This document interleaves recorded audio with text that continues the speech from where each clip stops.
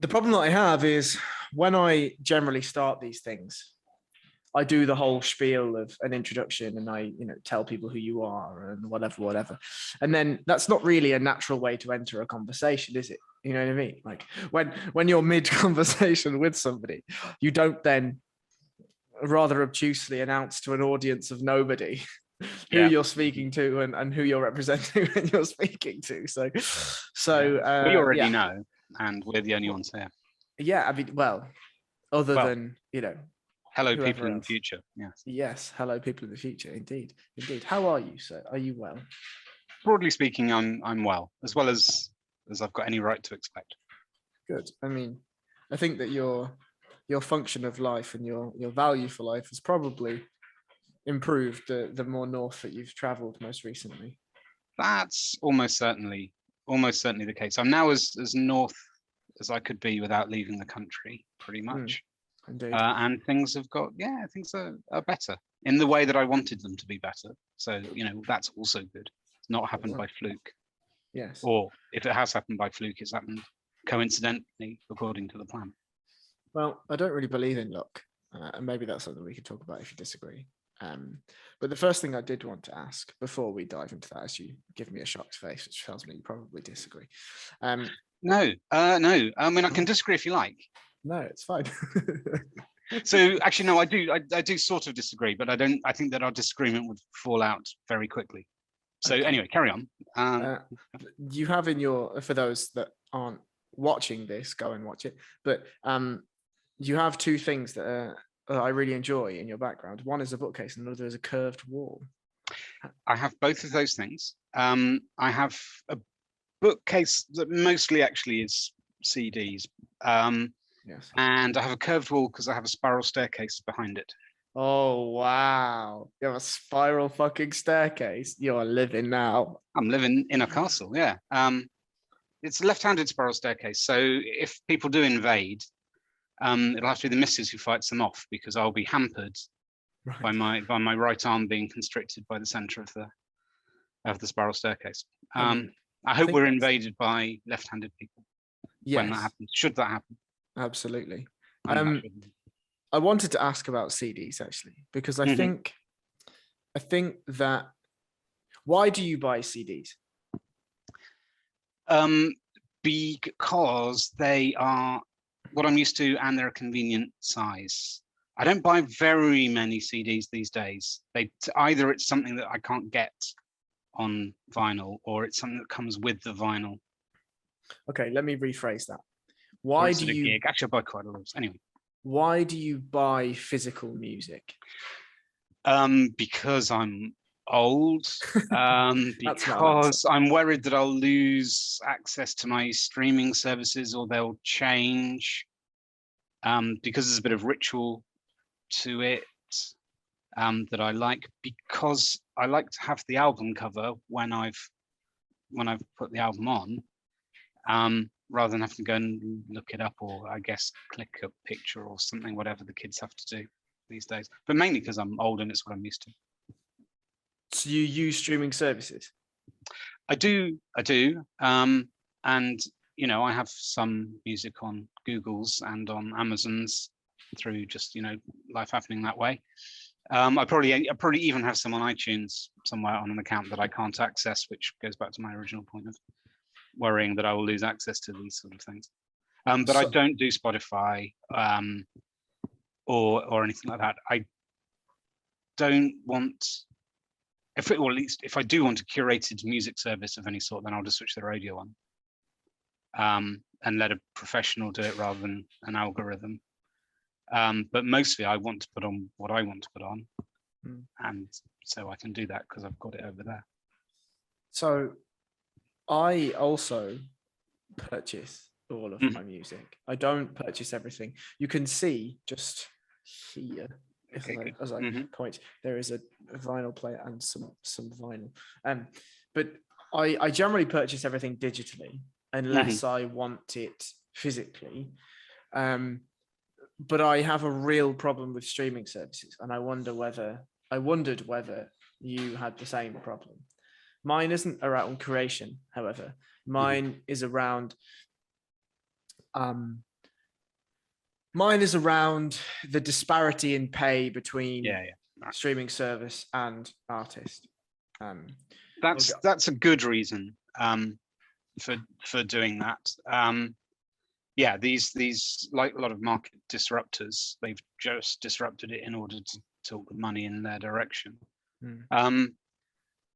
Would that actually stop me, or is it just one of my justifications? I don't know. I think possibly my convictions would be overruled by the convenience if I wanted to go in that direction at all.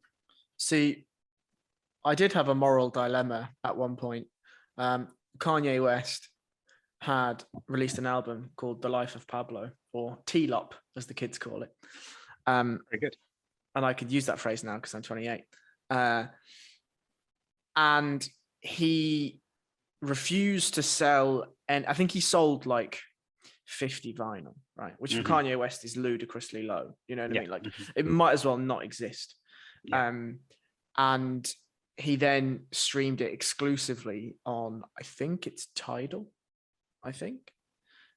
which is Jay-Z's streaming thing. And for as tumultuous as Kanye West's mind is, he has not changed his mind on that choice. Now, The Life of Pablo is a fantastic album, and I had to wait until it came to YouTube just so I could listen to it. And I was very, very tempted because Tidal, around the same time as the album release, did like a 3-month free trial or whatever. And I was like, and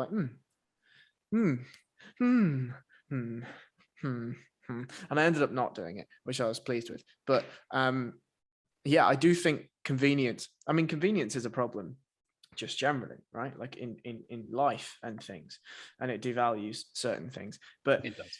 Yes, I did wonder as to whether your lack of streaming service was because of anything to do with payment disparities. I think probably I would be claiming more virtue than I have if I said that was the case. But it would probably be an anchor on any potential switch in that direction. I think there's something quite magical about physical music in the same way. Yes, I also think that. It's a little bit less throwaway than digital music. Yeah, maybe. Quite a lot of the physical objects are interesting, especially on vinyl. And what you can learn about what was going on in people's career from the quality of the physical product, or the artistic endeavor involved in delivering the physical product, in packaging it and presenting it. Those sort of things add to the whole thing. But that is probably meaningless to a youngster who's never had them. They're like, why would also a box? I could look at a box of any sort while I listen to this music. Why would I look at a particular box with any kind of interest? Maybe, though.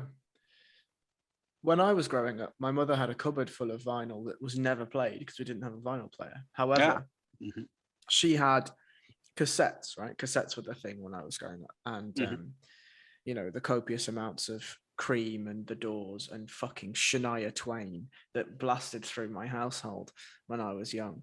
It didn't impress you much, is that? It did not impress me much. And I also did not feel that much like a woman. Okay.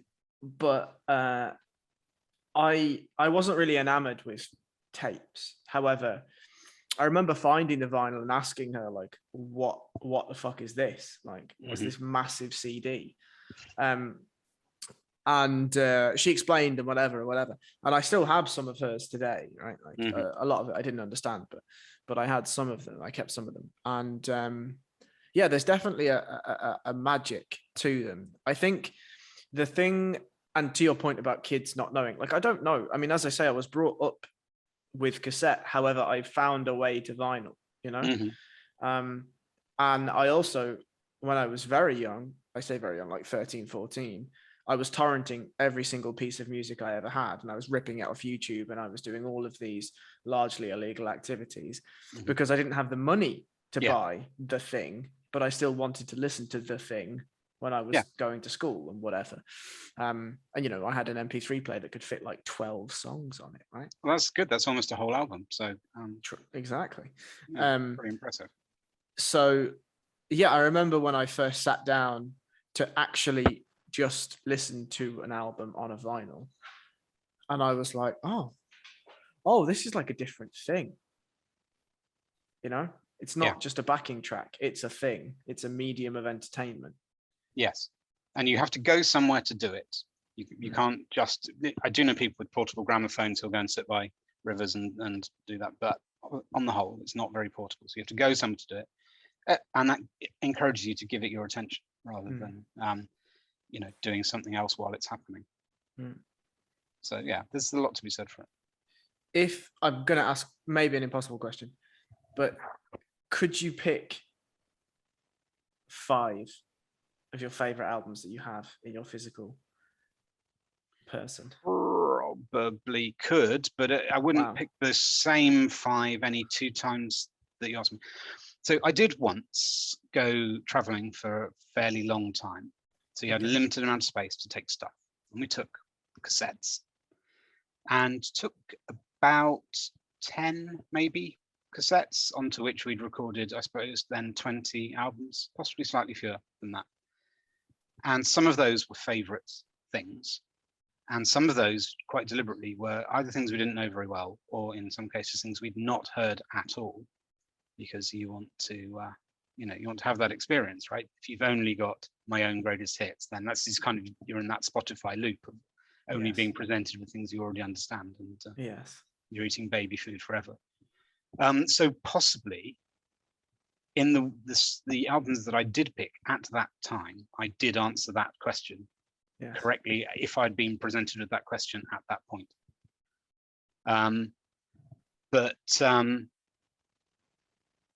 Yeah, it would be difficult. I am somebody who constantly imagines his Desert Island Discs picks of 8 tracks.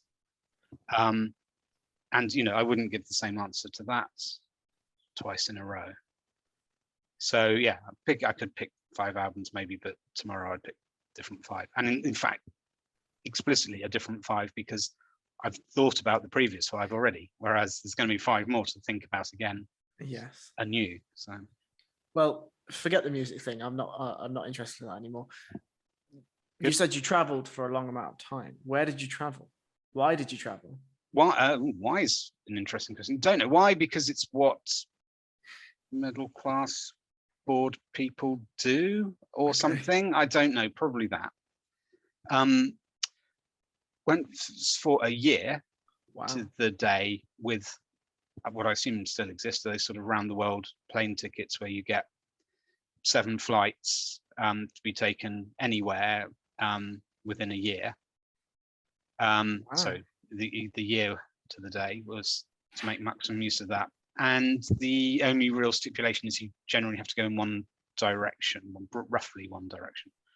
So no hopping from, London to LA to wherever, Hong Kong or wherever, and then back the other way.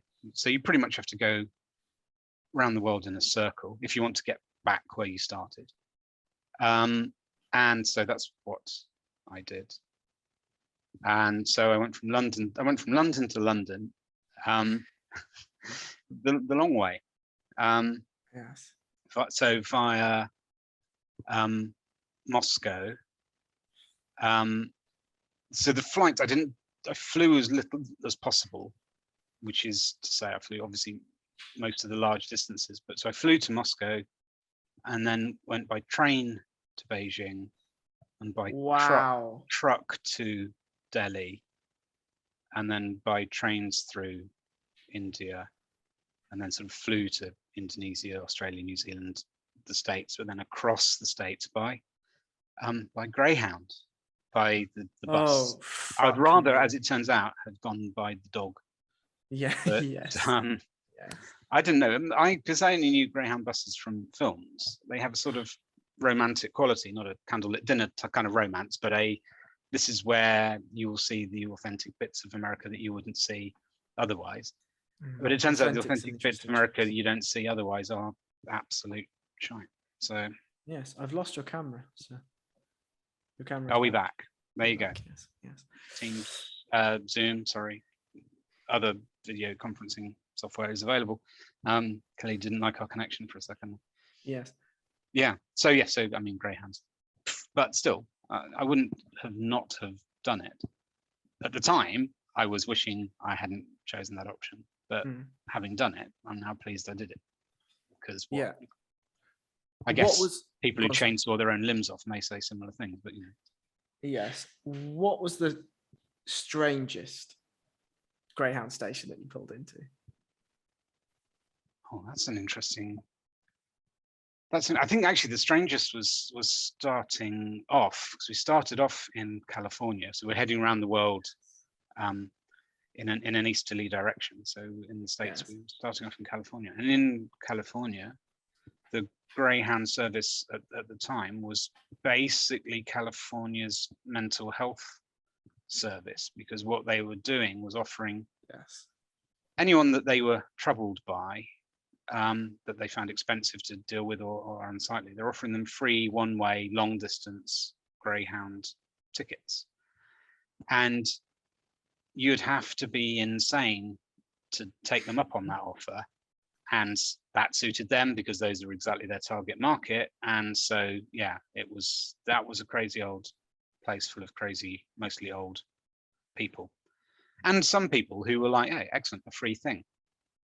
This is a good way to travel somewhere for free. I will come back by working some other way out of doing it for free or whatever. So, you know, there was some sort of C60s taking advantage of that sort of thing, but mostly it was desperate drug addicts and, you know, nutters. It's not my area of expertise, and the terminology I'm using may not be entirely correct, but what you would colloquially call nutters. Yeah. I think I could echo that. My only advance on that is Vegas. I can imagine. I mean, Vegas has the weirdest everythings, right? Vegas Greyhound station is fucking nuts. Yeah. I can believe that. There will be some very interesting stories in there. They'll probably get repeated a lot, but... Yeah, I only have one, and the reason I'll tell my Greyhound story, and you can return, I'm sure. But I traveled from LA to Vegas via Greyhound I was there for about 22 hours. So I traveled to Vegas so I could go and watch some MMA fights that were at T-Mobile Arena. And then I was traveling back. So I got into Vegas at like, I don't know, midday or something. So it's like a 7-hour train at Greyhound ride from LA. When I got to LA at my scheduled time of 4 a.m., there was a 4-hour wait. So that was nice. And yeah, it was packed at 4 a.m., you know, and you walk through, I don't know whether it was the same when you were there, but you walk through Skid Row to get there. And Skid Row is a very desolate and very harrowing place. And then on the bus itself, thankfully, most of the people were, you know, relatively normal. And when it was just miles and miles and miles of desert. And then you get to Vegas and it's fine. You know, it's just kicking out and you're basically straight out the door and on the strip. But coming back, the fight's finished at midnight and I got the 3 a.m. Bus back to LA. And obviously that was also delayed by 3 hours.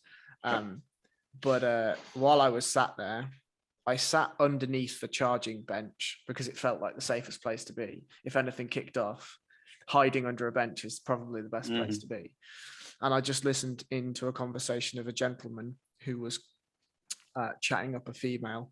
The female had just come back from visiting her boyfriend in Las Vegas County Jail.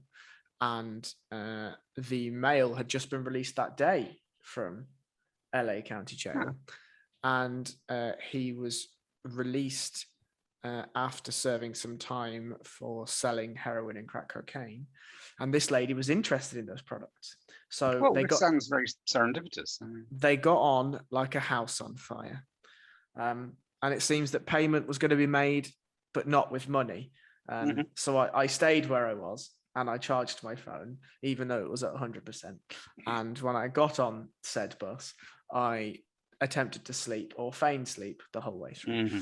But yeah, no, there are lots and lots of people that probably shouldn't be in society, but should be in medical institutions being looked after properly. Yeah, that's how it felt. Yeah, but not even in the Greyhound, like just in LA in general. Yeah. Well, I think possibly in the US in general, yeah. Yeah. But yeah, warmer places where being outside a lot is less of a problem. Obviously, people tend to gravitate to. And LA is just a vortex of insanity. Well, LA and Las Vegas, so pair of them, I suppose. Yes. Absolute insanity, dreams piled upon dreams. Yes. In both places. Absolutely. Why did you go to Moscow first? Because the Trans-Siberian Express starts there. Yeah, sure. And also Moscow is worth a visit. Scary as fuck, that place yes, is. very, very much so.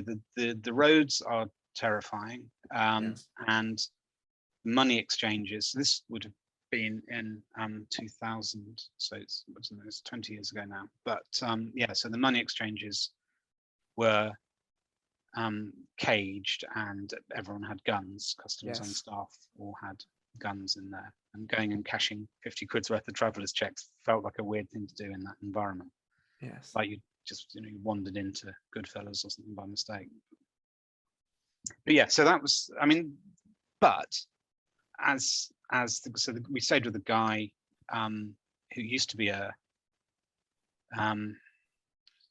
sort of part ops, part IT lecturer at one of the universities in Moscow, who looked after a big old mainframe and taught people things with it. But by this point was painting houses, like the outside of rather than pictures of, and taking in lodgers or temporary, what would Airbnb would be these days, but at the time they hadn't started destroying all the fun of that. And so we just found the guy.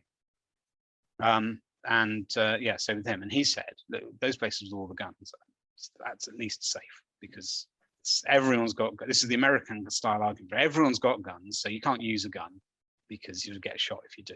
So that bit's actually safe. He says, 200 yards away, it's much more dangerous.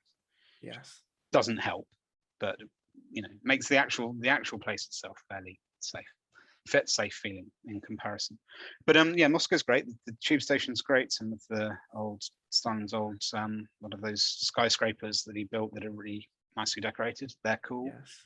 There's a great sculpture park. My favorite sculpture of a goalkeeper. It's just leaning at an angle like that. It's not a very good sculpture, but it's my favorite because it's deliberately on a wonk. And that's all my favorite things are deliberately or accidentally on a wonk. So Moscow good for that reason, and exciting, and worth a few days in. But yes, I wouldn't do a luxury fortnight there. Although, unless I was very rich, I suppose a luxury fortnight might not even notice that it's. I don't know. Grim and. Unless you fly on a private jet and you're escorted straight to the airport with a bag over your head. Like when I landed in Moscow airport, one of them, there's three, obviously I can't remember which one. Yeah, Serevchenko or something like that. I immediately felt like I'd walked into World War II. Mm-hmm. Or maybe the Cold War, one of them. But I'd walked into a war zone, that's for sure. Mm-hmm. And it was just, the whole trip was very, very, very unnerving. Very unnerving. I was only there for a short amount of time. Were you there to get tattooed or to? I was, yeah. You were. That was a good guess. Yes, it was a good guess. Congratulations. But yeah, the tubes were absolutely amazing. Amazing. Beautiful, beautiful places. I think we spent like a day just going on the tube, right? Just to see all of the different places. Yeah. And do you remember when you traveled 2.5 minutes down the escalator to actually get to the tube floor? Do you remember that there were two very large doors, one on your right, one on your left? Did your host tell you what they were? No. So I met a lady who was getting tattooed on the bench next to me, and could clearly tell that I wasn't from around that neck of the woods. Okay. One, because I was cold inside, and two, because I didn't speak Russian. Yeah. But good clue. She basically said, "Oh, like we'll show you around, right? Like I'll show you around." Blah blah blah blah.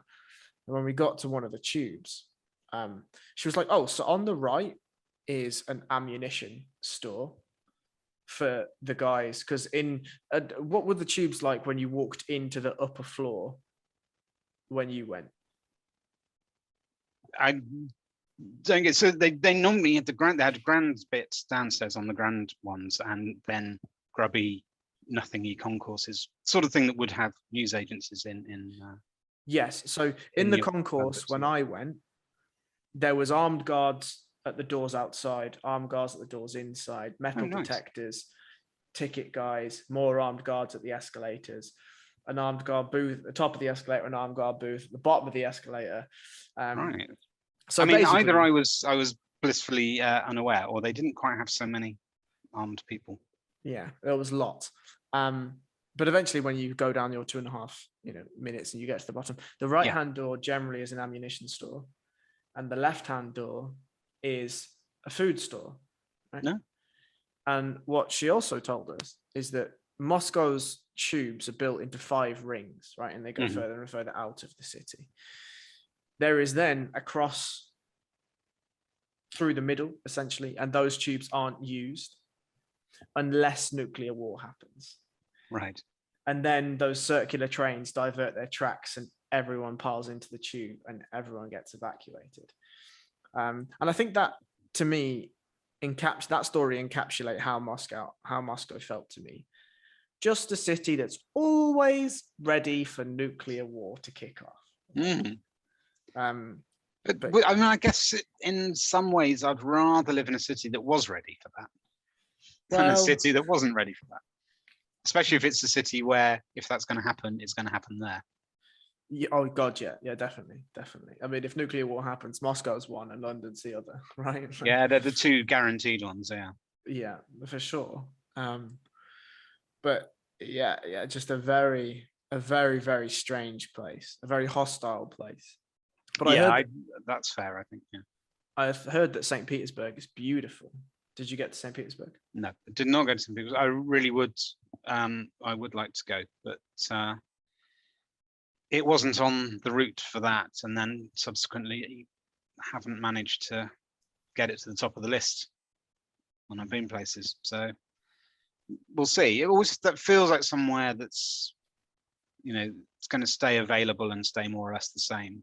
A bit like Venice or somewhere. It's like, it's going to be broadly similar. Yeah, I mean, Russia needs one place that's welcoming, right? Yeah, I think that's yes. I mean, so I've been to a few other places in Russia. There's always some welcoming people. And I didn't feel unwelcome ever because of who I was, which isn't always the case. Just that, certainly Moscow at the time didn't feel like it was clued up on being welcoming. It wasn't something that they'd practiced, and just weren't really good at it. And I don't think it was a lack of will as such. I think it was just a lack of experience, lack of resources. Of all the places that you traveled on your year, what was the place that you took the most from? That's interesting. Interesting question.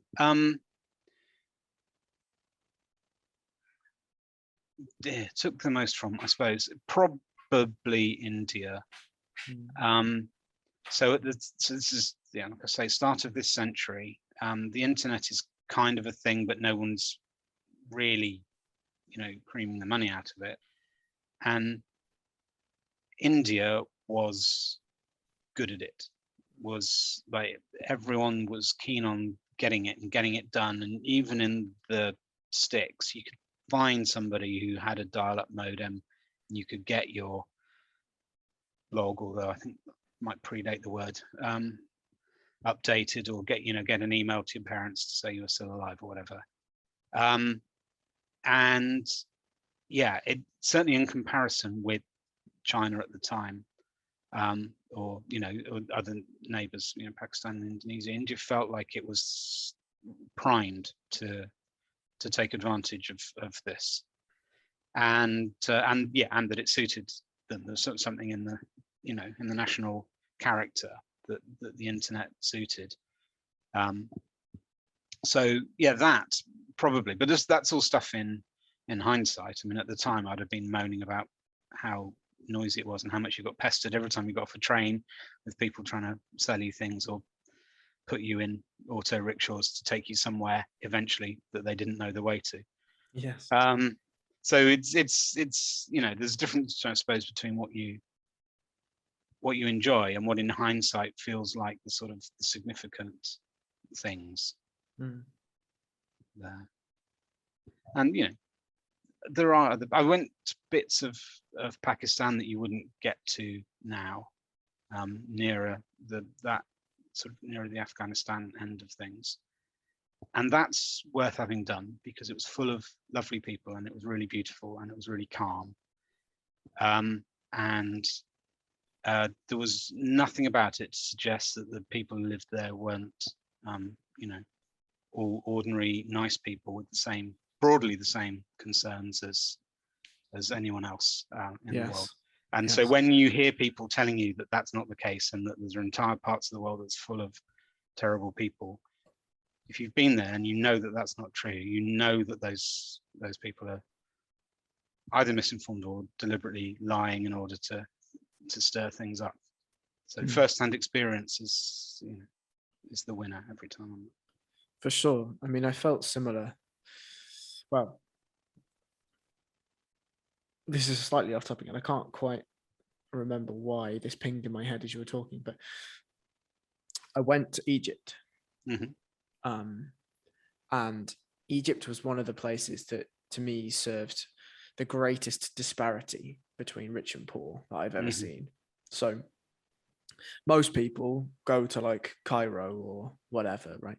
And we did Cairo for a day, which was, I got caught in the Cairo riots. That was very fucking mental. That was a crazy day. I expect they're quite good at riots, I think. Well, when you're in a van and there's 7 of you white and the driver is not white and he drives you to a checkpoint and the man points an AK-47 in your face and tells you to give him some money to let you buy because he knows you've got it, right? Yeah, it's an interesting moment where you realize that the material of money actually isn't all that isn't all that valuable. Easy to part with money if it's like, you'd like some money. Oh, yeah. Well, yes, I can give you money. That's fine. Yes, that's fine. Yes, no problem.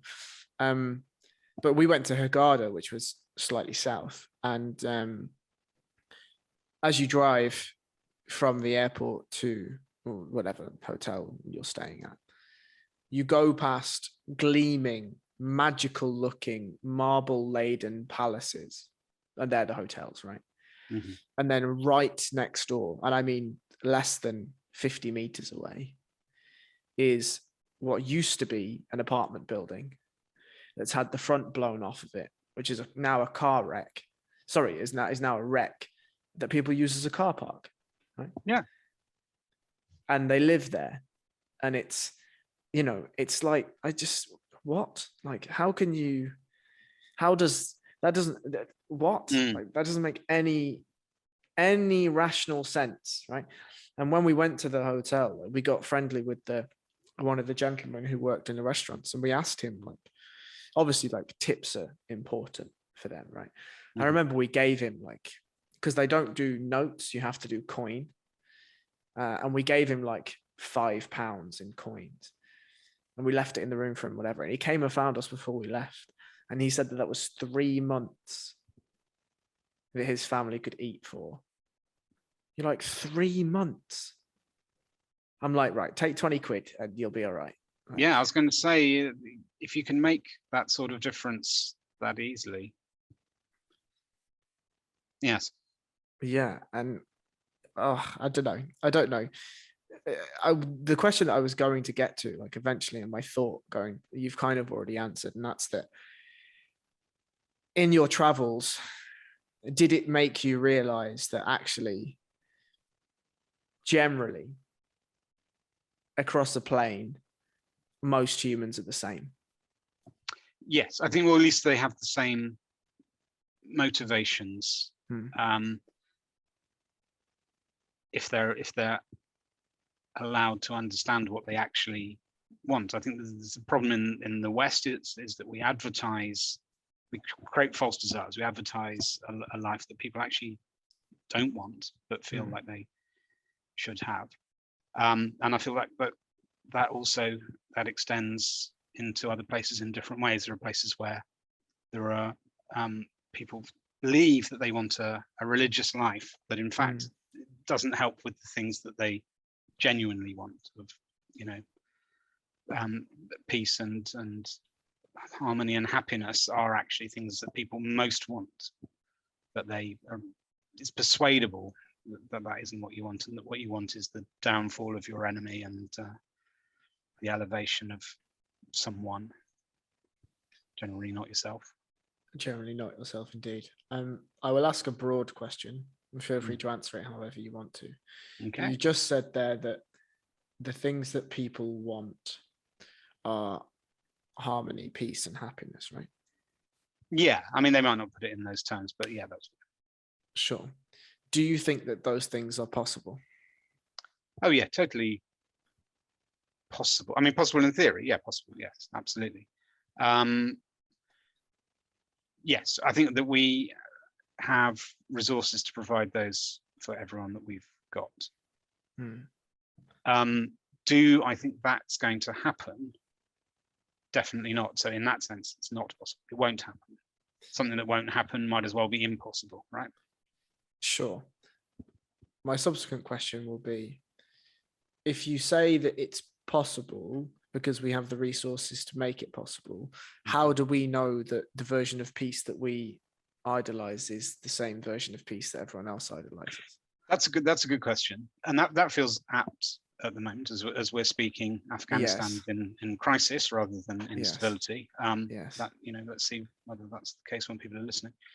And part of that is because we've got a view of peace as a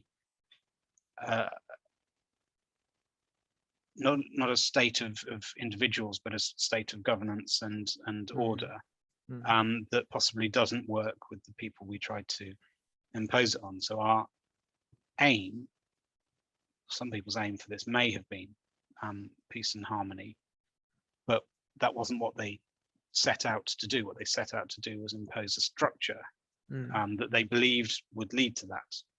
And I don't think they had the right idea of how to get to their end destination, if that was their end destination. Yes, I mean, I feel, if we're going to touch on the Afghanistan thing, I feel like the initial invasion was a slightly morphed extension of imperialism, right? Yeah, I mean, that's, I suppose, is what I'm saying. Yes, absolutely. Yeah, and it's like, oh, we have an idea of what you want because it's what we want. Yes, we have these big sticks and we're going to show you what we want. It's like, okay. Yes, I think that's pretty much the size of it. So it's if it's not imperialism, it's certainly missionary. There's a correct set of things to believe, and if you all believe them, we'll all go to heaven. Which is about as Kantian as we could go, right? So that's, well, yeah. So yes, it's not a practical, or not the most practical option. If you can enforce that sort of thing for long enough, it might work. That's, I suppose, if I was going to play devil's advocate for them, you can do that sort of thing. So the British Empire created those sort of structures in lots of places. So we lost the American colonies, but the American colonies carried on, broadly speaking, with our systems, and we inherited those systems, broadly speaking, from the Roman Empire when we were one of its colonies prior to that. And in India, again, lots of the structures that are there now, and the idea of India as well, I say a single nation, to the extent that India's a single nation, that idea is one that we sort of imposed on them, but for long enough that it more or less stuck. And so, yeah, you might get there, and you might find that in some places it'll work better, or in some places easier to enforce for long enough for it to be what people have grown up with, and then they might see the benefits the way that you see them, rather than as a sort of cultural imposition. That doesn't I'm not advocating imperialism. Yeah, sure. I mean, yeah, I think it's one of the greatest stains on humanity. But I think my problem with that and the explanation you've just given, however much I agree with the explanation you've just given, is that there's no autonomy there, right? You know, the word imposed is the very adjective that we're discussing, right? And I think, especially in the Afghanistan situation, when it comes to things like the Taliban and whatever, and you know, I don't want to go into the funding of the Taliban because I don't know enough about it, but I know that, you know, somewhere there's been some dodgy dealings and whatever it is, but the one thing that is a real struggle for you to kill is an idea, right? It's very difficult for you to destroy ideas. You can destroy people and material and this sort of stuff, but it's very, very difficult to destroy an idea. And the thing that came to my head when you were saying the idea of a unified nation that is India, like, we believe that. When we say India, we think of this vast, massive land over in the east somewhere, right? But I wonder if the Indians think of India as one large nation. Possibly not. So certainly the different states in India do view themselves as places unto themselves, and they have different governments. I think there is an idea of India, either that we created or that's in creation still, possibly, with the Hindu nationalists, and it's largely defined in opposition. But that's, you know, partition will do that. Partition created that situation where, you know, you can define yourself against the other part of the divided area. Yeah, I don't know, but I think that if the British hadn't been in India, the map would be messy. It would have lots more borders in it, and might be a lot more fun. There's nothing to say it would be better or worse. And the self-determination of the people in the area to get to whatever position they'd have got to is probably something that we would defend. But again, that's a liberal Western value in some ways. Yeah, so I don't know. I think there is now a place called India, and certainly in terms of practicalities, there's a government to deal with that represents India. And, you know, until something changes dramatically, that's going to continue to be the case, and that's economically important and strategically important because it's a proper power in the world. And so whether or not the sort of socio-cultural setup of India has any great meaning, I think the military and economic terms, it's a nation, so deal with it. Absolutely. So moving on from what did you take most from your travel? What did you enjoy most? What I enjoy the most? I mean, you know, really trivial things, to be honest. So one of the things that was good was rediscovering the privileged sort of Western levels of comfort. So went with not a big budget, good budget, enough to let us do everything that we wanted to do, but not to let us stay in Western style hotels or whatever. And so after a long time in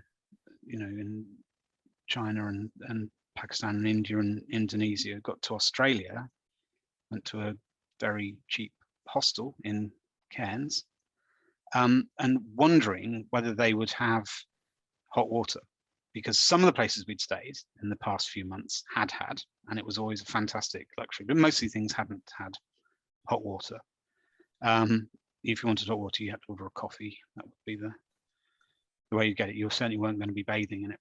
And it did, and it's like, wow, this is luxury. This is literally the cheapest place we could find, and it's got hot water and basically as much of it as you want. And so that was really good. So that was such an enjoyable moment. I had a really long hot bath, which is something I like to do, and I hadn't done for a very long time. So that was cool. These luxuries are easy to forget about, and they're really good fun, and they're really good things to have. And so yeah, if you can get yourself in the state of actually enjoying them as though they were new, that's really good. And then going swimming in the sea and in rivers and things I really like, and did lots of that, and seeing animals, saw Komodo dragons in the wild, saw all the stuff that Australia's got without any of it actually killing us. That was pretty good. Yeah, went snorkeling on the Great Barrier Reef and saw whales and stuff in New Zealand. These were great things. Walked on a volcano. That's things like that are just really cool. They're like sort of being David Attenborough for a little while. That's fun for me. I'm not really good at fun. I don't really enjoy fun, but those things I did enjoy. So I guess that's my sort of fun. Yeah, you're like me, but maybe 15 or 20 years older. Being older than that, unfortunately. But yeah, like all of those, and the thing that resonates in my brain is when you talk about those things, there's a very real like light and spark in your eyes and in your voice when you talk about them, right? Mm-hmm. Like things like a hot shower, for instance. Yeah, well, I mean, genuine. It's good. For sure. I mean, I remember, was Duke of Edinburgh a thing when you were a kid? Yeah. Yeah, very much. Yeah. Right. So we had the same thing when we were in school. And I did the bronze one. And we were out for 3 days walking or something like that. I don't know. We walked for a fucking long time, right? Put it that way. Good. And when I got back, I remember taking your shoes off and sitting on your own seat at home, and you were like, wow. Yeah, absolutely. Like, right. A seat that's not like a log or a stone.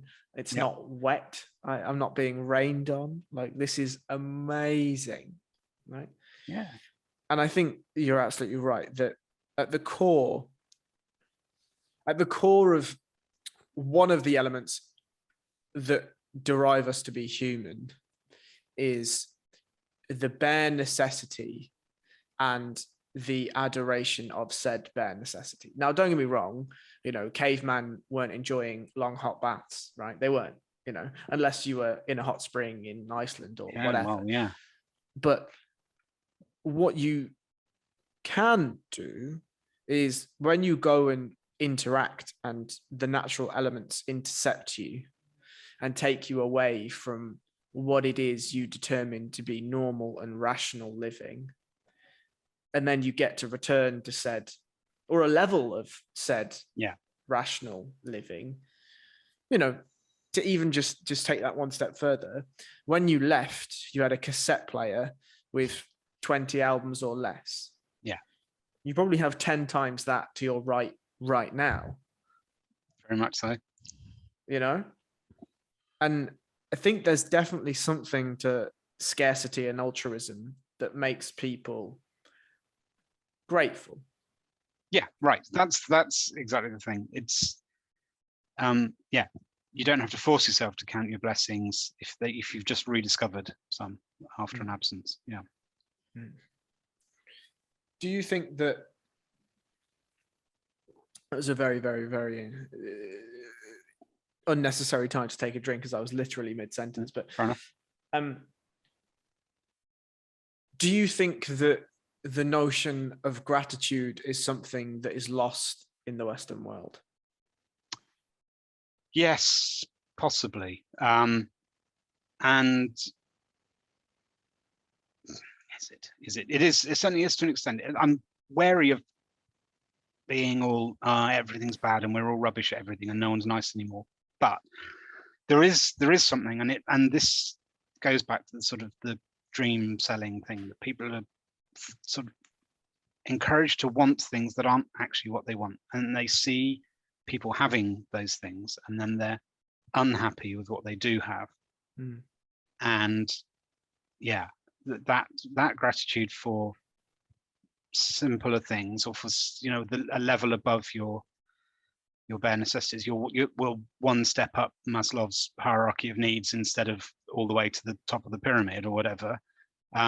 It's difficult, but I also don't want to say, plebs, be grateful for what you have. It could be worse. That's not what I mean at all. But being able to take what joy there is that's available to you is important, especially if you don't have a lot of it. And I think that we do encourage people to not want more than they can have. That's not necessarily a negative thing, but to be unhappy with what they do have, for lack of something perceived to be superior. So I have two questions. The first one is, what is joy? That's an interesting thing. I don't believe that you'd fail to recognize it if it was happening to you. So I don't think that that's a question that needs answering. Mm-hmm. I think it's a physical state common to higher mammals, people, and that you'll know it when it happens, and if you've never known it, then that's a terrible tragedy. How very Alan Watts of you. Possibly.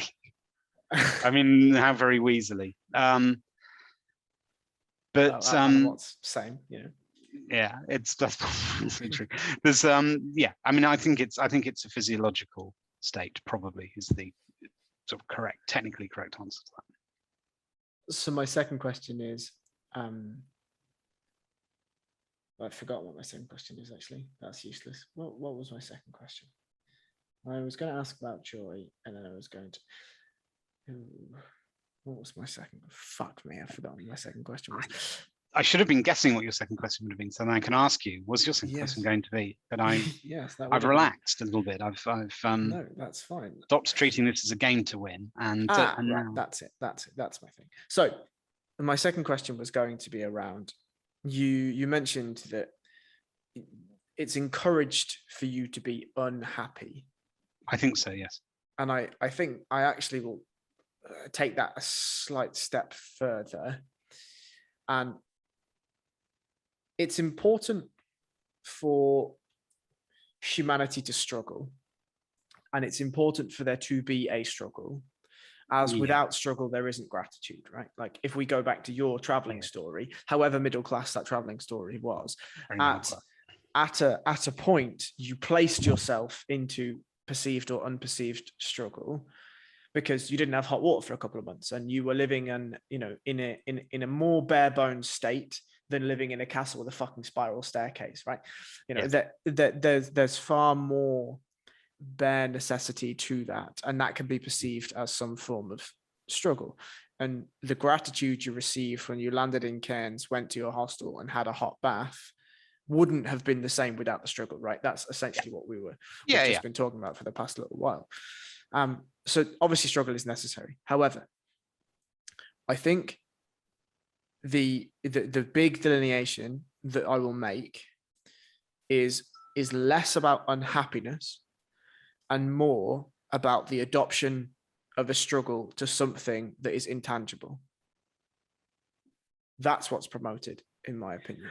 Certainly, yes. In terms of release out of reach, there's always a stage beyond the point you're at. There's probably a reason why Putin's unhappy. I'd like to think there's lots of reasons why he's unhappy. But yes, that to an extent. It's difficult because the alternative would be saying, listen, I've worked out what it would take to make you happy. Now you have it, be happy. And that sort of approach doesn't work. Maybe for a dog it works. No, maybe for a young child it works. I don't think.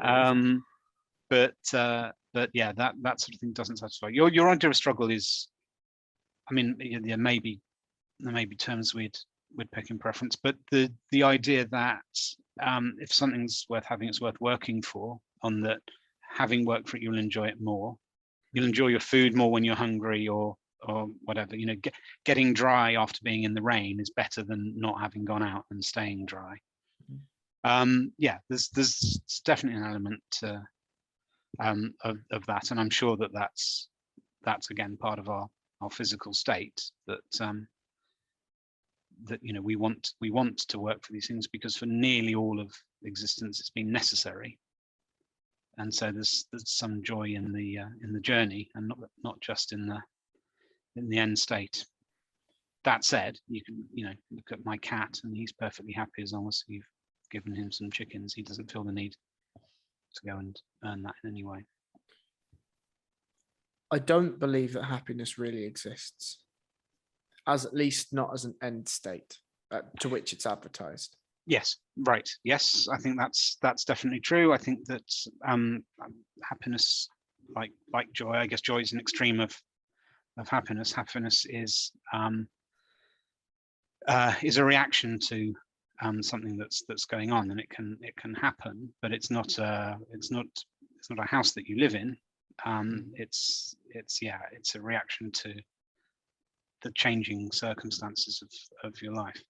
And that's why, happiness wears off, and that's why you can boost your happiness by dropping something for a while and picking it up later. You can't maintain your happiness by the having of it through that time. So I think that happiness it's not an illusion. I think it's a real thing, but I don't think it's something that you achieve. That and I don't think so. Political models of working towards happiness as opposed to GDP, I think, have got things the wrong way around. I think we want happiness will arise from providing the right conditions for happiness, and not from measuring people's happiness and trying to use that as your guiding light. I remember once in a job we were told off. We did a survey of staff opinions, and we were told off for having low morale, and that was actually perversely sort of worked, because it was so funny that actually the next few hours were kind of enjoyable as you talked about what idiots they were. But it obviously you can't tell somebody off for having low morale. That's insane. And I think similarly, directing things so that people will be happy as the end result of it won't work, because you're not in control of what it is that makes them happy. I think you need to look after things that are lower down the chain of events, and hope that happiness results for people at the end of that. I mean, I don't really know why happiness is ever a target. Because people know what it is, in that they've been happy. Almost everyone at some point has been happy, and they recognize that being happy is better than any of the alternatives, any of the sort of direct alternatives. At least they certainly believe that, and so it feels like a good thing to promote. And because it's an alternative to pure economic focus, or at least to an economic growth focus, so I can see why people look at it that way.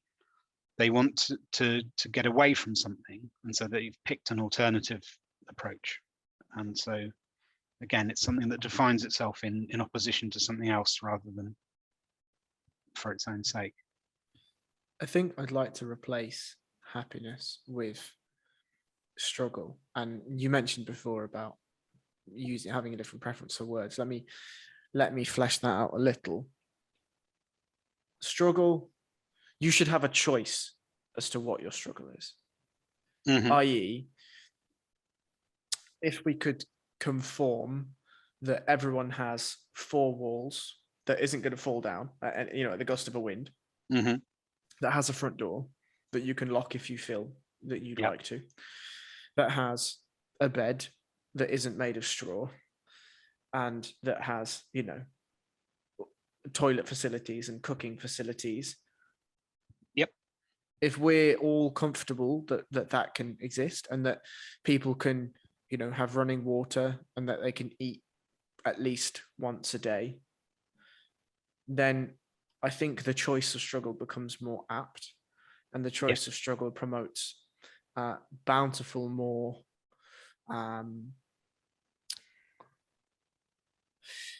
dividend imbursing results than happiness does.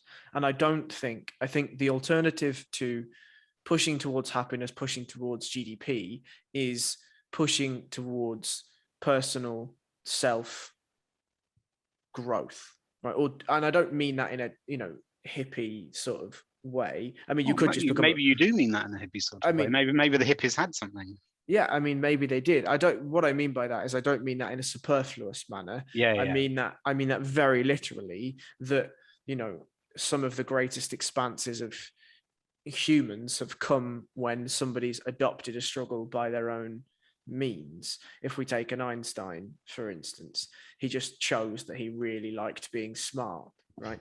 And was like, I'm going to solve some shit at 13 that you fuckers aren't going to be able to confirm for another 100 years, right? Mm-hmm. Or, somebody, for all of his failures, somebody like Musk, who at the age of 5 was very well aware that he was light years, pardon the pun, ahead of his, class, if you will. Yeah. And by the age of 8, he built robots and this and that and the next thing. Like somebody. But if you look at Musk too, he came from a wealthy enough family that had a house and running water and food and all of those things, and he was able to worry about robots instead of walking 15 miles for dirty water. Yeah, so definitely that. The other thing with Musk is arguably he's been allowed to focus too much on those things that he liked and not enough on being a normal, compassionate, sane human being. I don't know whether in the end humanity cares very much. Net benefit might be that he's the outlier that he is, and that might be definitely. It's best for us all to make use of the talents that he has got, but we might also prefer to keep a rein on some of his, and say his, I don't want to single him out, but on these people who are in that sort of position, to keep a rein on some of their other behaviors. Bezos, for example, is doing some things that are interesting and some things that are useful, but he's also making a lot of money off the back of bad labor practices.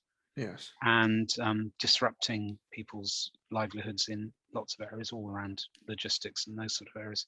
People are suffering because of his practices. And he doesn't need to do that in order to do the other things that he's doing that are good. And so we may want to collectively say, hey, yeah, you're good at some things, and it's good that you're good at them, and we want you to do those things. But we also need you to help everyone's basic bits be better. So we need some focus lower down. We mentioned Maslow earlier. We need some focus lower down the hierarchy of needs. So when I said earlier, we've got resources to get there. That covers the first steps on that pyramid. That's what I think we can do, is get your position of everyone's warm and well fed enough and safe, and then let's see what we can all do. I think the problem, and this is supporting your denouncement of that possibility, is that the people that would apply pressure to that person, whoever that is, a Bezos, or Steve Jobs when he was alive, or Tim Cook now, or whatever, they view these men and women as gods. I think there's something with that. So you don't challenge God, right? That doesn't happen often. Yeah. And if anything that we read has taught us anything, is if you do challenge God, it doesn't generally end all that well. So I think an adoption or an extension of the God complex has been imparted into man.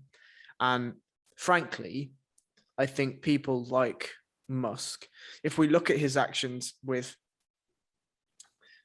degrading emotional attachment, the most recent one being, his potential fraud of taking Tesla public and making all of his money and doing whatever. Like, he was asked about that, and his answer was really brilliant. And I don't mean brilliant in the good sense. I just mean brilliant. Mm-hmm. And he was like, well, look, I just want to make rockets. So I realized that I needed to learn how finance worked in order to make rockets.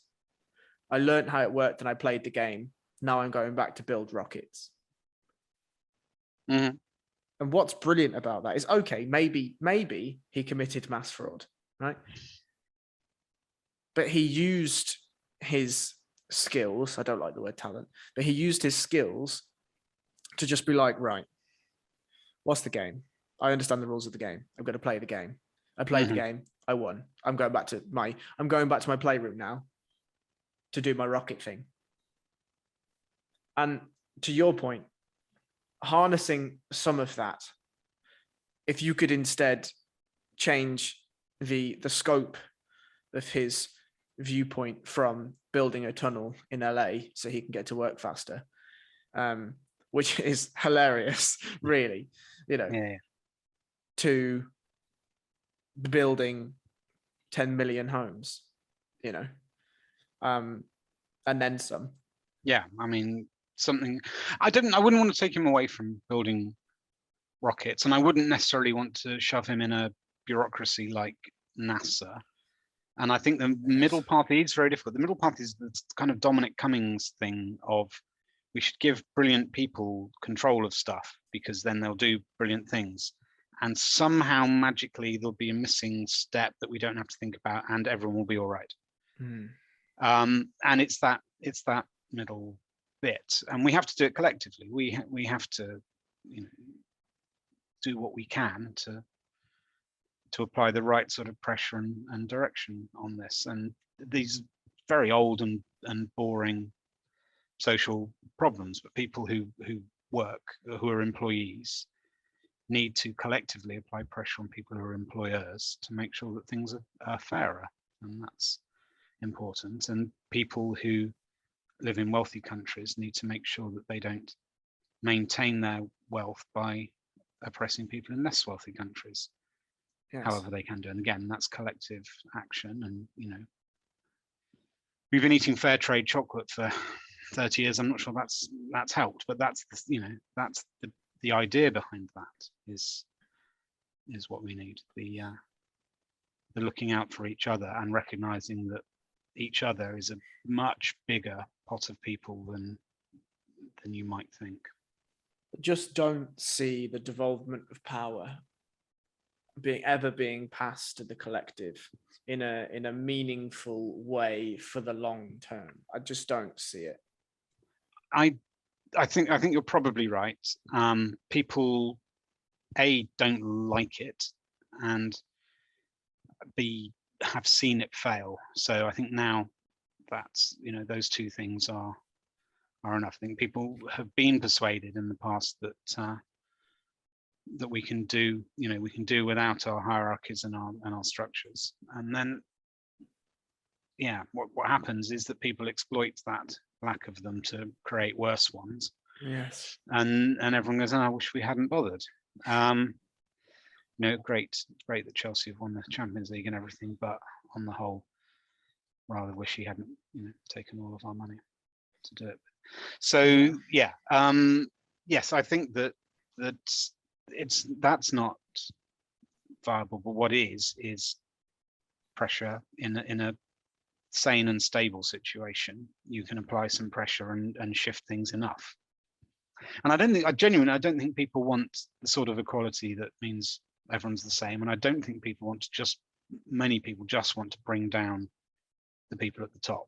I think that everyone's more nuanced than that. And some people are at the top because they deserve to be at the top. I mean, in some way, but that we need to make sure that people aren't taking the piss. And the current state of Western society definitely is that people are, that there are inequalities that aren't productive.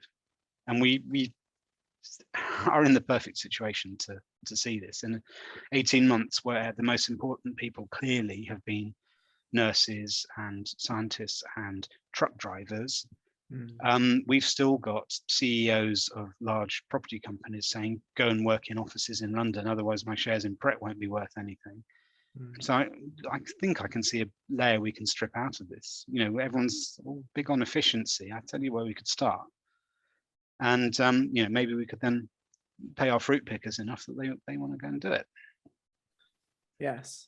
Yes. I couldn't agree more. I think there's one thing that was missing, which is probably laced in subtly, but I'll make it explicit, is that hierarchy is an absolutely necessary thing.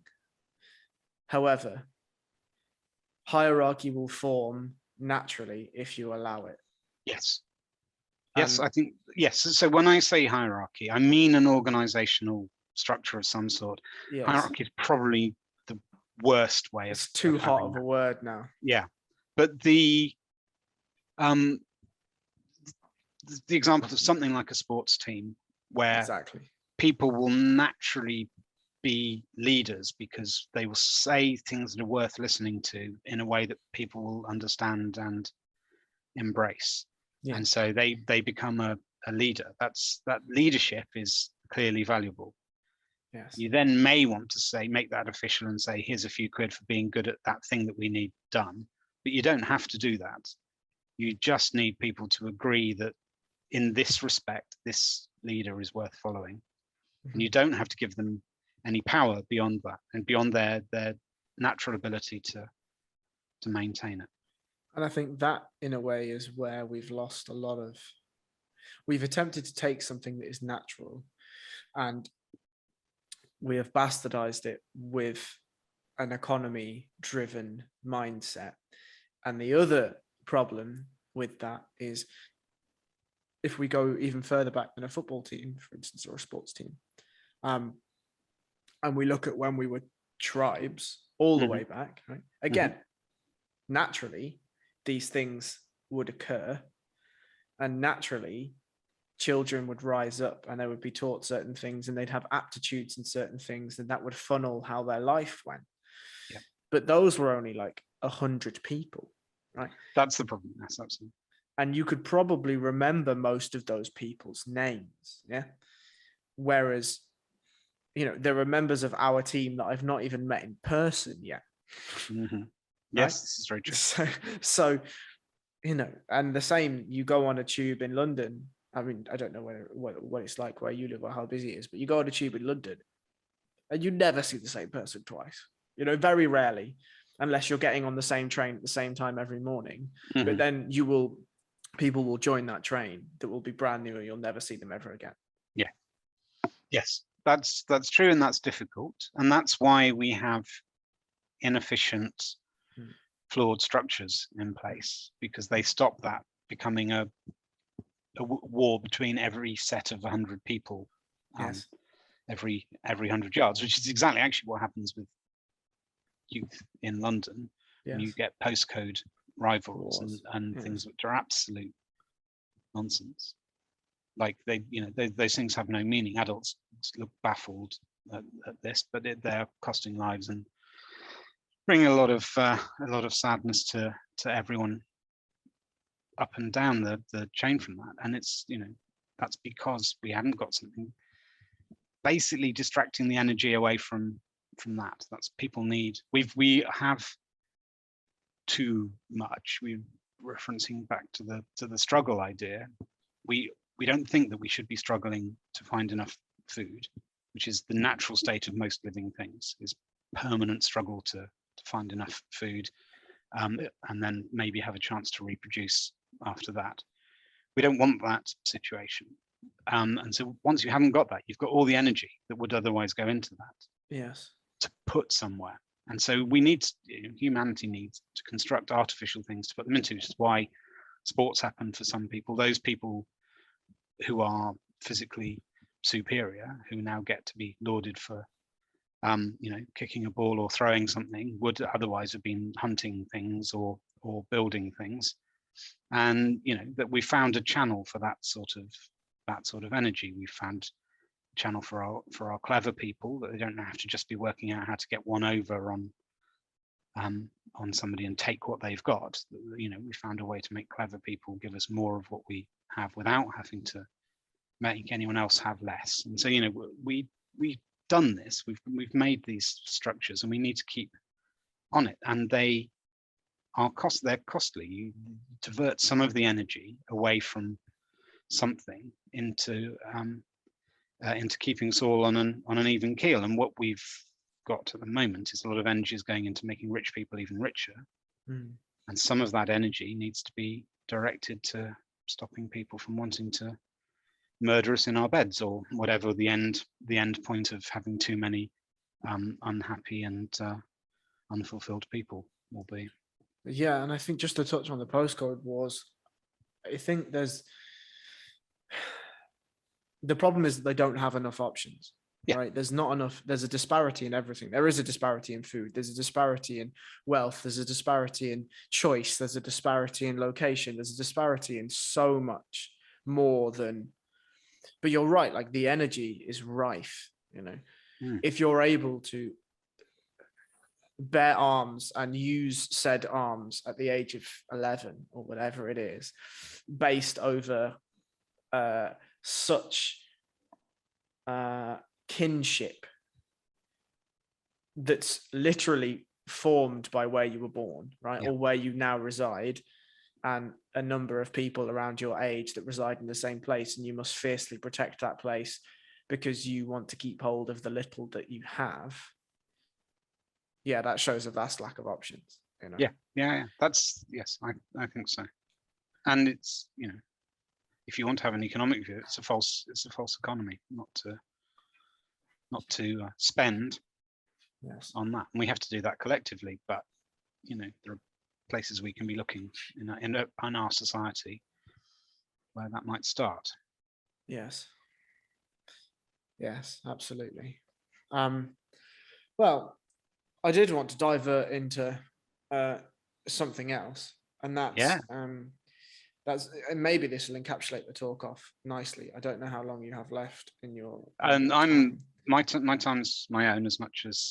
Okay, excellent, good. As an employee is allowed to say that. Yes, absolutely. Well, I wanted to sort of round out with the idea of AI, or at least my idea of AI. I don't know if you've listened to the Chris episode yet. If not, I have not listened to the Chris episode. Well, that's probably good then. Otherwise, you'd have heard all my ideas already. I believe in some fashion, whether we understand that we are doing this or not, I believe that humanity is in the process of designing the next evolution of what it is to be human. And I think that it is some consortium of AI-based identities. Discuss. I broadly agree. I suppose it's the first stage of this. So you are the first person to say. Okay, well, I think that's true. So there are some trivial sort of inevitabilities. One of which is we can't live on this planet forever. We can't live in the solar system forever. Also, as far as we know, those things are going to stop being options.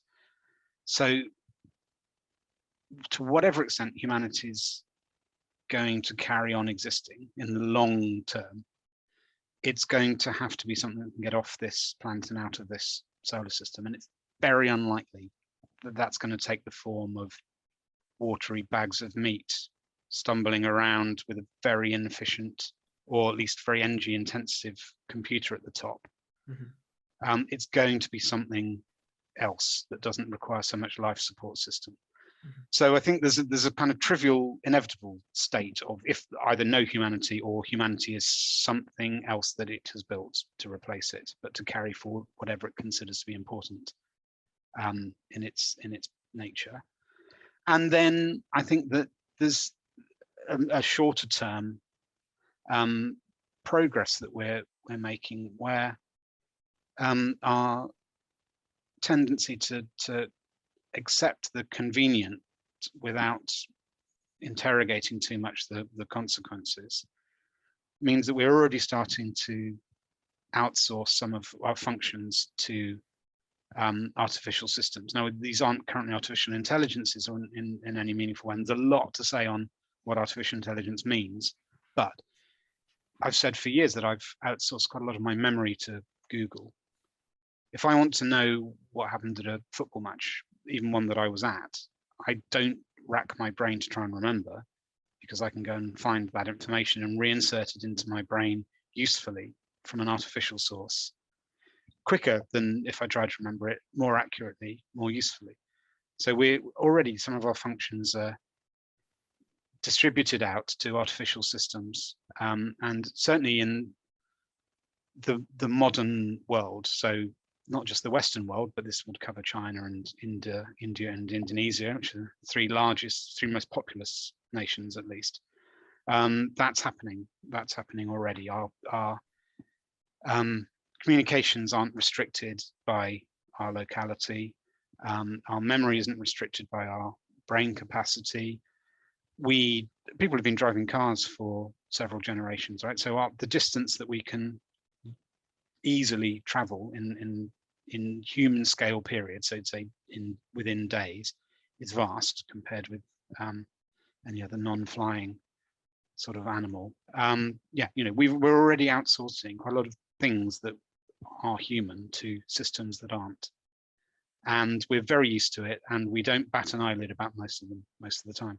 So I think that yes, we're already on train for it, and also that it's 100% necessary in the eventual long term. Well, shit. Anyway, I don't know if that's more or less what you meant, but if that is what you meant, then I do agree. Yeah, I mean, I think you've succinctly summed up what I've been thinking for the past, Jesus, many moons, many moons. I think probably the best line from what you just said, and one that really made me smile, was that we've accepted, oh bollocks, I'm not going to remember it word for word now, but that we've accepted things that are easy and we haven't yet studied the consequences. Mm-hmm. Yeah, or at least collectively haven't. I mean, individually, people are doing this all the time, and there are ethicists who've been looking at artificial intelligence since the term was barely formed, but we're mostly not doing it. And that lack of focus on the consequences is part of being human. There's a strong risk-taking element to humans that has served us well, that you get to do when you're successful. So like rich people can start businesses and they can afford to fail. Humans as societies, since for a long time, since before we probably call ourselves humans, have been successful enough that they can take what might otherwise be too great a risk, and when it pays off, everyone benefits, and the failures can be accounted for, absorbed into the collective system. Yeah, so I completely agree. I think the questions that I have, or where I see rapid expulsion away from what we determine to be human into something different, is the uploading of consciousness to something else, the brain of the internet, if you will. Mm-hmm. Like you've just said, you've outsourced gigs of your memory. Yeah, sure, totally. To Google. Well, Google doesn't forget, ever. Hope not. Right? It would be tremendously inconvenient. Yeah. It really would be, right? It'd make our jobs much more difficult. Mm-hmm. But yeah, I mean, the idea, even if we take Google away, right, and just think about the photos that you've taken of your cat in the last couple of months, right? Mm-hmm. Well, you wouldn't remember half of those photos if it wasn't for the photo. Mm-hmm. Yeah, right. So we're outsourcing multiples and multiples and multiples of threads, if you will, CPU cycles, if you will, out to an organism that is not ourself, right? Yes. Like, in a way, I think it's right to call Google, whatever, an organism, because it grows daily, right? It does analyze itself. In a way, it breathes, right, through us and whatever. Mm-hmm. And I think if you then subsidize the social media platforms to that organism, you have an organism that's growing at an exponential, unmeasurable rate. And if I think we can split this question into multiple facets, but the two facets are, one, the tangible evolution of what it is to be human, right? Like when we remove ourselves from the meat vehicles and implant ourselves into something that's more transportable, that's one thing. But the second thing is, what elements of humanity do we choose to take with us? Yeah. And it seems like the greatest argument at the moment is the transfer of consciousness, or the greatest feat is consciousness. Because frankly, it seems as though consciousness is the only thing that separates us from the machine now, in my opinion. Right? No, that's in lots of people's opinion. That's probably almost everyone's opinion. So, yeah, and I really think that it's just a matter of time. I've thought this for a little while, and I don't know. Like, I have quite a few friends that are very negative to this idea, very negative to the idea that humanity should stay as humanity and we should reap the seeds of what we've sown on this planet, right? And I can see an argument for that, frankly. I can see an argument for that. However, I mean, I don't think humans very rarely reap what they sow if they can help it, right? Absolutely. So fuck around and hope you don't find out. Yeah, basically. And I hope that what we move toward is something that is reminiscent, something that is an accurate representation, something that is artistically poignant of what it was to be meat vehicle humans. And I wonder, I mean, I'm sure they didn't, but I wonder whether the forms, the organisms pre-meat vehicle, at least meat vehicle that we are aware of, had the same sorts of feelings. I wonder. I don't know, but anyway. Yeah. So that's one of the unknowables. People do focus on consciousness because everyone thinks it's a thing, and they think that they've got it, and that machines can't, or don't have. So there's, I think, the set of people that believe that any non-organic system has consciousness is tiny. The set of people that believe that it could is very small. Certainly everyone who believes in souls thinks that it's not true, and there's a lot of them. But they will be proved wrong en masse if they're proved wrong, whether they believe it or not. Yes. So that it doesn't matter that this is a minority belief, that the possibility of artificial consciousness is a minority belief. If it's done, then it will be done, and if that happens, it will succeed. I don't even know if we can call it artificial consciousness at that point, right? It's just consciousness, no? Oh, so that's a very strong argument. Yeah. The other way, the rephrasing of that, I suppose, is that it can't be done. And so you're right to say you couldn't call it artificial consciousness because conceptually that doesn't work. It can't be done, and so therefore, yeah, you wouldn't ever call anything that because that thing wouldn't exist. Yes. I think those people are wrong, and I think that there'll be, at least the shell of their argument will be chipped away relatively soon. Everyone knows you can create conscious things because any couple of teenagers of different sexes seem to be able to manage to do it fairly reliably, even when they're trying not to. So we can create consciousness. We know that. Now we have some good idea about the mechanics of all that, and I don't think we're very far away from being able to build the necessary building blocks and assemble them without any previous humans having to provide the material. And so then you've got an artificial consciousness. I think that at least to some extent you've shifted the extent of consciousness to something that wasn't created by two other consciousnesses assembling their own. And so once you've done that, then you look at, and that would be done first by making something that's almost exactly identical, almost perfect identical to us. The next stage, we make something that is different in some significant way, but produces something like the end result. And you'll have shifted the window a little bit further. And then you'll do it using some significantly different materials. And that will have shifted it, even further. And eventually people will be forced into a choice that they already make all the time, but they don't believe that they're making. Do I just accept that I believe this thing is conscious, or do I deny it? Now we do this with each other all the time.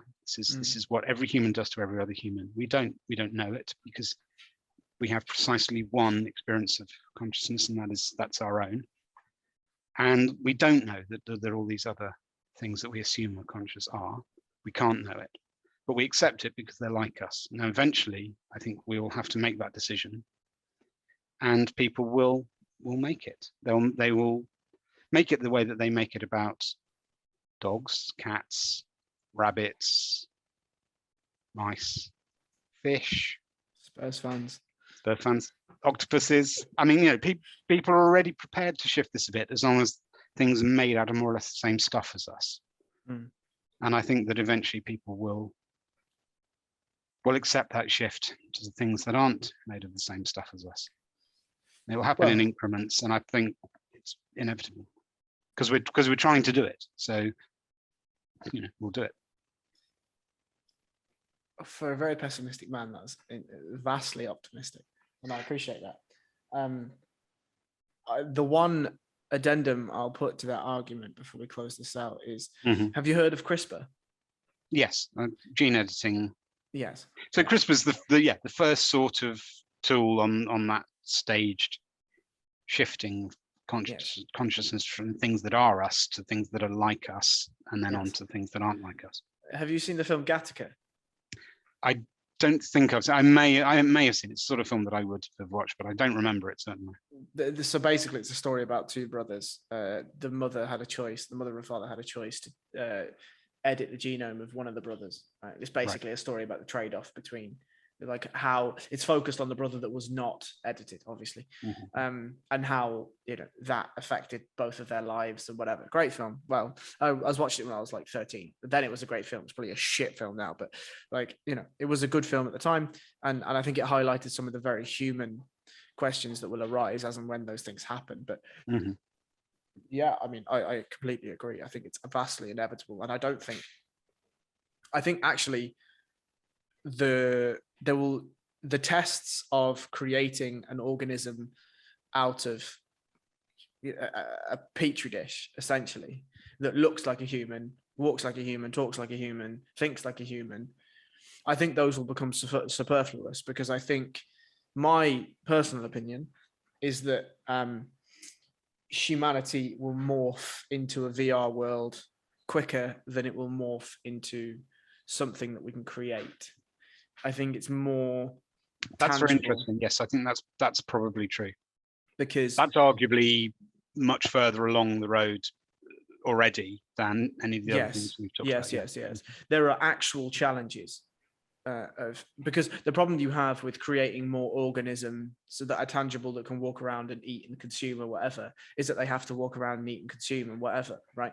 Whereas if you replaced all of the blocks of flats in London with data centers, how many VR worlds do you think you could run? More than London. Anyway, that's Richard. All these things are happening in parallel, so I don't think one precludes the other. But yes, the idea that that we can do without our interaction with the real world, to whatever extent we have it. This is a very interesting philosophical sort of point. Anyway, that if all we have is this sort of idealist view of the world, if all we have is our perceptions, then the physical reality is already abstracted from us to a degree. And so what is the difference in the reality of a virtual world? Only that we know that it's virtual, I suppose. Or that we think it's virtual.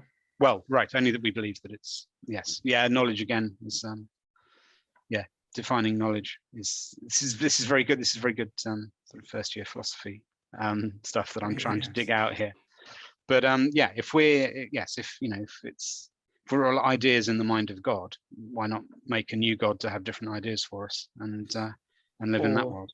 Or reveal the layers of God which were false in order to see what we think is now the new real God. Something like that. This is a very, this is a good certainly good source for science fiction thinking about the future of humanity.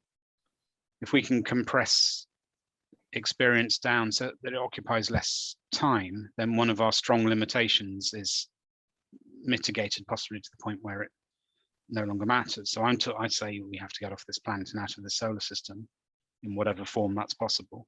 That may not be true. We may be able to exist for something like the equivalent of forever, yes, if we can compress our experience into smaller amounts of time.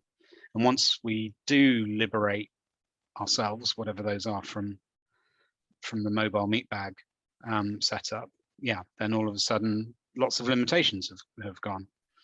Yes, we're talking about the Matrix, aren't we? We're going to make the Matrix.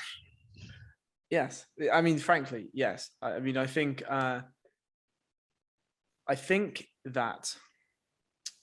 Okay, I'll run through the thought experiment and then we will close this out because it's nearly been 2 hours. Mm-hmm. My thought experiment is this: there is very little that you, as Jolyon Shotton, need to leave your house for in order to survive. Very, very little, right? Yep.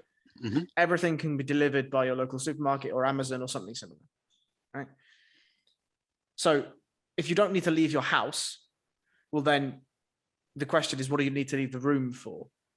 Well, you need to leave the room because there's other rooms that occupy other meanings, right? Mm-hmm. Mm-hmm. Well, if you just put all of the meanings in one room, well, you live in Clapham, right? But like the other point of that is that if then you could access everything by the station that you are now sat in, and if the chair that you were sat in was comfortable enough that you could feasibly sit in it for 18 hours a day, it begs the question as to why wouldn't you? Well, you wouldn't because of the other human things like social interaction and family and all of these things. But if I offered you an experience that was richer to you than human experience, would you take it? I think the majority of people would. Yeah. Right? And then every indication is that people. I should point out that I'm not sat down. So you're stood up. I'm stood up. I have it. You have a standing desk. Yeah. Wow, that's very impressive. Your back's going to be great.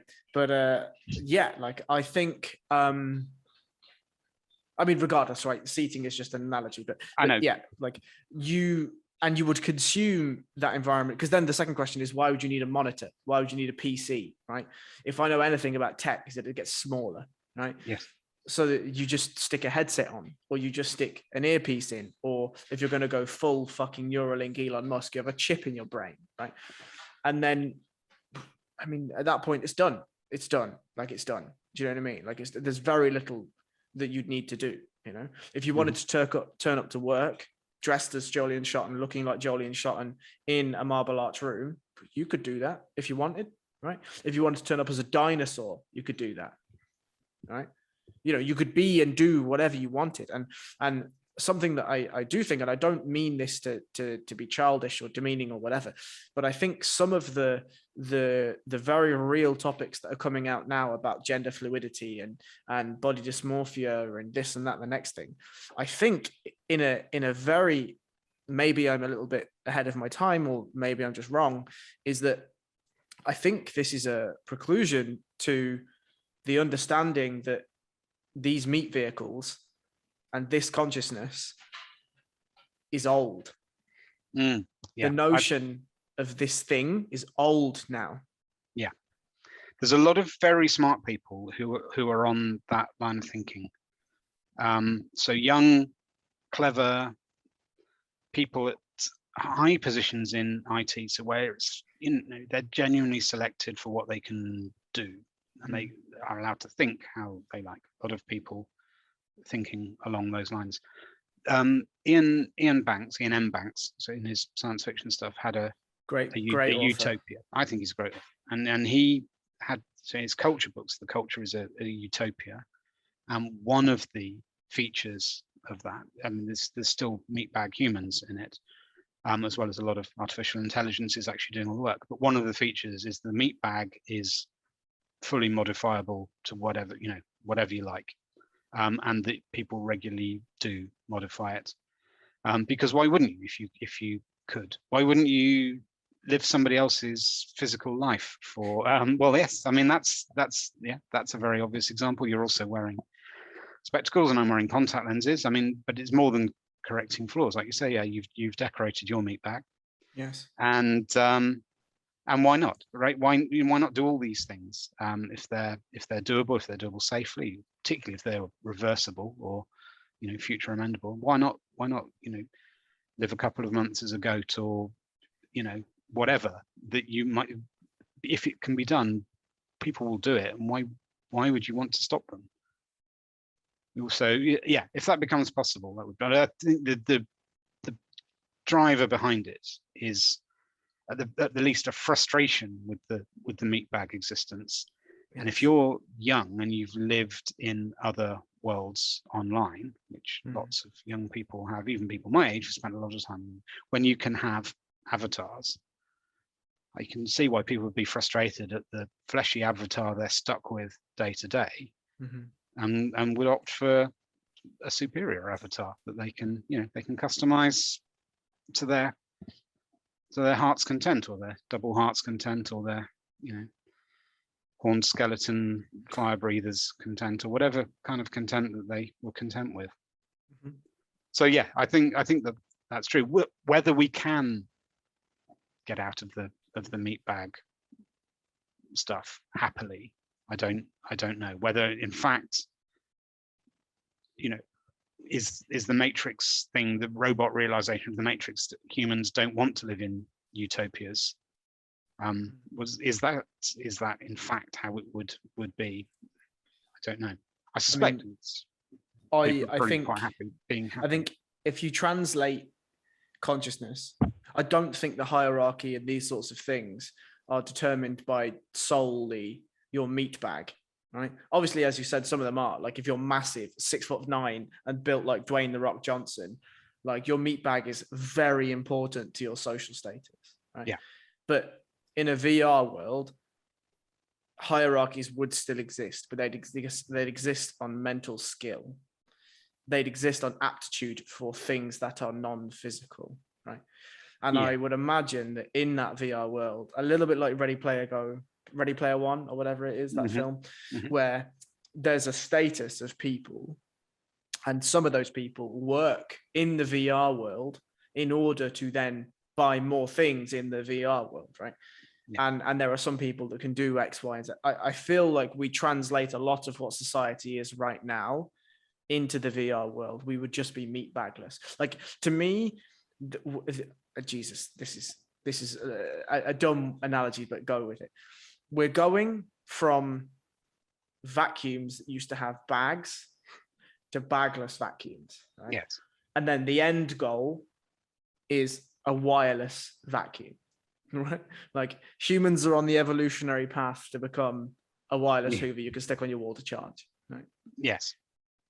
Yes. Well, something like telephones maybe would have been.